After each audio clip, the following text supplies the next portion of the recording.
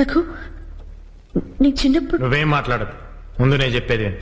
చిన్నప్పుడు మన మధ్య గొడవ జరిగినప్పటి నుంచి నువ్వంటే నాకు అసహ్యం పెరిగిపోయింది.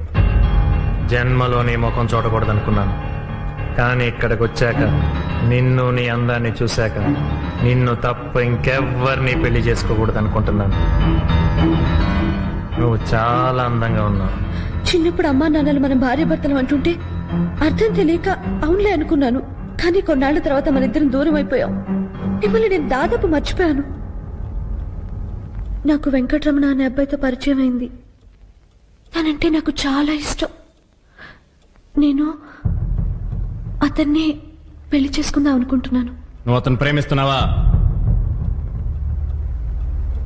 అయినా పర్వాలేదు, పెళ్లి మాత్రం నన్నే చేసుకోవాలి. నేను మిమ్మల్ని పెళ్లి చేసుకున్నా నాకు ప్రతి క్షణం వెంకటే గుర్తొస్తాడు.